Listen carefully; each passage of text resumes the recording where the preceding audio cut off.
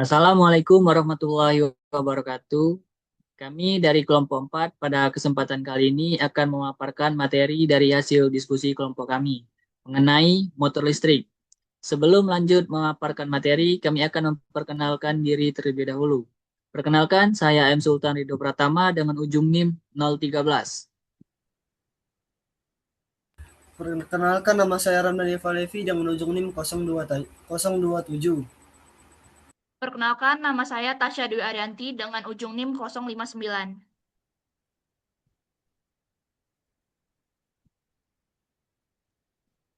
Perkenalkan, nama saya Rizky Anugrah Pratama dengan ujung NIM 113. Perkenalkan, saya Anissa Nabila dengan ujung NIM 131. Oke, next. Baik, yang pertama itu ada pengertian dari motor listrik. Jadi, motor listrik adalah alat yang digunakan untuk mengubah energi listrik menjadi energi mekanik yang berupa gerakan atau putaran. Energi listrik yang berasal dari sumber seperti baterai atau listrik rumah akan dialirkan ke dalam motor. Di dalam motor terdapat kawat yang dililit membentuk kumparan. Ketika arus mengalir melalui kumparan tersebut, akan terbentuk medan magnet, sehingga medan magnet inilah yang menjadi dasar kerja dari motor listrik. Boleh next.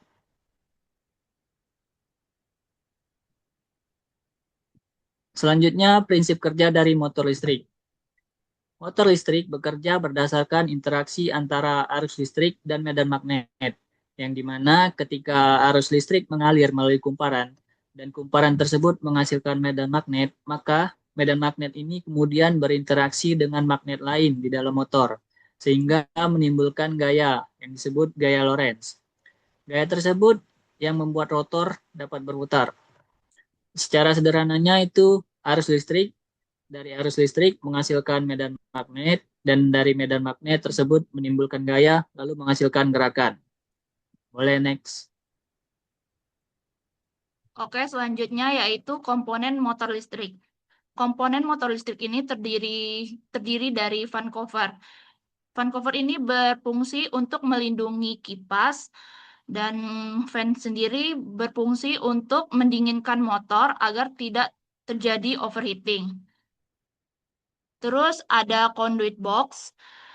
Conduit box ini berfungsi untuk tempat masuknya kabel listrik ke dalam motor. Selanjutnya ada frame. Frame ini merupakan kerangka luar yang berfungsi untuk melindungi komponen internal dari motor.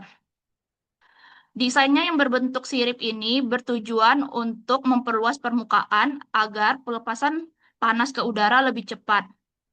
Selanjutnya yaitu bagian yang paling pentingnya yaitu stator dan rotor. Stator ini bagian yang diam, bagian yang menghasilkan medan magnet ketika dialiri listrik. Selanjutnya rotor.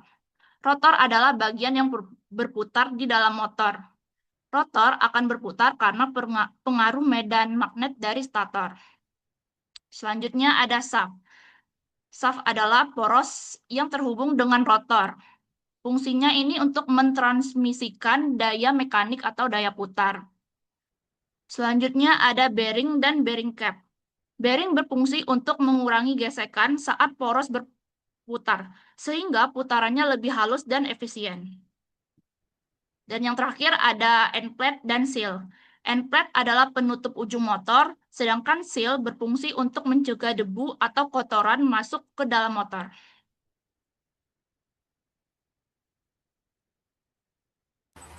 Lalu di sini saya akan menjelaskan cara kerja motor listrik. Arus masuk ke kumparan. Saat motor dihubungkan ke sumber listrik, arus mulai mengalir melalui kumparan di rotor atau stator. Jadi, arus listrik masuk ke kawat. Arus listrik mengalir, kawat itu jadi aktif. Next. Next. Terbentuk medan magnet. Yang kedua. Terbentuk medan magnet. Arus listrik dalam kumparan menghasilkan medan magnet di sekitarnya. Medan ini berinteraksi dengan medan magnet dari stator. Jadi kawat berubah jadi magnet. Sementara karena dialiri listrik, kumparan tadi menghasilkan medan magnet. Jadi sekarang ada dua medan magnet. Yang satu magnet tetap, yang kedua magnet dari kumparan. Next. Lalu terjadilah gaya dorong atau gaya Lorentz. Interaksi dua medan magnet ini menghasilkan gaya yang mendorong rotor untuk bergerak atau berputar. Eh, eh, Terjadi gaya tarik atau gaya Lorentz. Dua medan magnet ini saling berinteraksi. Bila kutubnya sama, maka akan terjadilah tolak menolak. Dan bila kutubnya berbeda, maka akan terjadilah tarik menarik. Nah, gaya inilah yang disebut gaya Lorentz. Next. Rotor mulai berputar. Gaya tersebut membuat rotor berputar terus-menerus. Jadi, karena ada dorongan tadi, kumparan terdorong dan mulai berputar. Lalu, kembalikan arah arus untuk motor DC. Pada motor DC, kumparan membalik arah arus setiap setengah putaran. Supaya arah gaya tetap konsisten dan rotor terus berputar. Jadi, arus dibalik supaya tetap mutar. Kalau tidak dibalik, putarannya bisa berhenti. Jadi arus dibalik terus menerus supaya dorongan tetap searah dan putaran tidak berhenti. Next. Lalu energi listrik menjadi energi mekanik. Contoh, jadi kipas angin berputar, blender berputar, terus mesin cuci berputar, itu dipengaruhi oleh motor listrik. Sekian dari saya.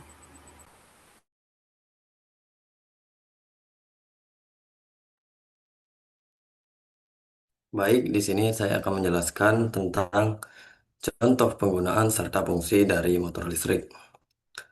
Seperti yang kita tahu bahwa motor listrik ini berfungsi untuk mengubah arus listrik menjadi energi elektromagnetik sehingga dapat menghasilkan gaya gerak atau yang sering kita kenal dengan gaya mekanik.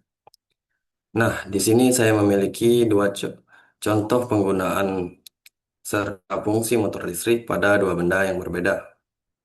Yang pertama ada kipas angin dan yang kedua itu ada kendaraan listrik. Kita bahas dulu contoh penggunaan serta fungsi motor listrik pada suatu kipas angin. Fungsi motor listrik pada suatu kipas angin ini berfungsi untuk mengubah arus listrik yang mengalir menjadi energi elektromagnetik sehingga menghasilkan gaya gerak yang dapat memutar baling-baling dari suatu kipas angin. Contohnya itu seperti ini. Ketika kita menghidupkan kipas angin, sudah pasti kipas angin tersebut dialiri oleh arus listrik. Nah, ketika arus listrik tersebut melewati motor listrik akan mengubah arus listrik yang mengalir tadi menjadi energi elektromagnetik, sehingga dapat menghasilkan gaya gerak yang dapat memutar baling-baling dari suatu kipas angin, sehingga udara di sekitar menjadi sejuk.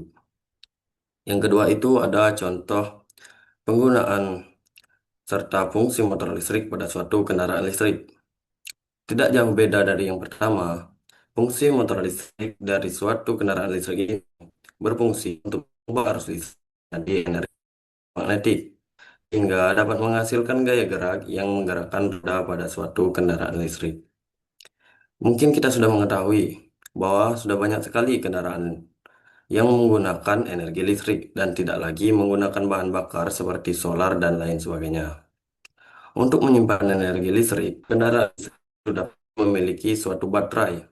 Nah, ketika baterai tersebut mengalirkan arus listrik dan arus listrik tersebut melewati motor listrik, maka motor listrik akan mengubah energi listrik menjadi energi elektromagnetik sehingga dapat menghasilkan gaya gerak yang dapat menggerakkan roda pada suatu kendaraan listrik yang memungkinkan kendaraan listrik dapat maju maupun mundur. Sekian dari saya.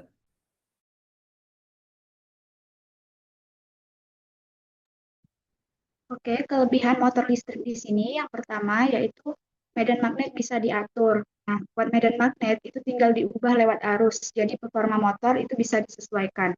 Yang kedua, torsinya besar, mampu menghasilkan gaya putar yang kuat, cocok untuk beban berat.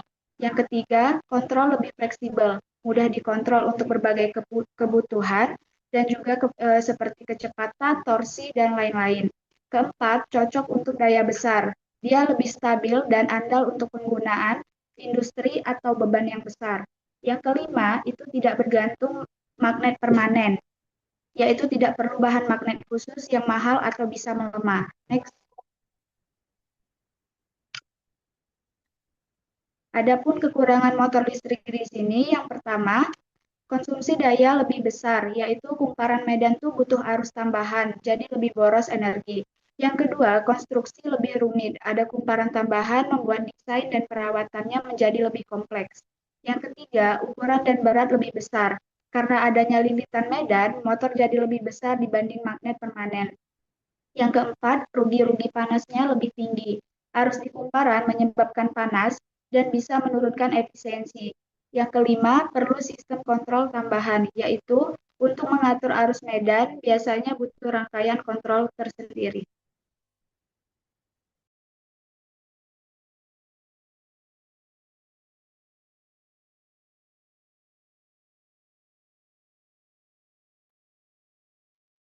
Nah, kesimpulan dari presentasi kami pada hari ini, kita mengetahui bahwa motor listrik sangat diperlukan di kehidupan sehari-hari, dikarenakan banyak sekali peralatan rumah tangga maupun teknologi modern yang menggunakan motor listrik. Dengan motor listrik, kita dapat mengubah energi listrik menjadi energi gerak yang dapat mempermudah aktivitas maupun pekerjaan manusia dalam kehidupan sehari-hari. Baik, mungkin itu saja yang dapat kami sampaikan. Jika ada salah kata dalam penyampaian, kami mohon maaf. Pada Allah kami mohon ampun. Kami akhiri, wabillahi taufiq wal hidayah. Wassalamualaikum warahmatullahi wabarakatuh.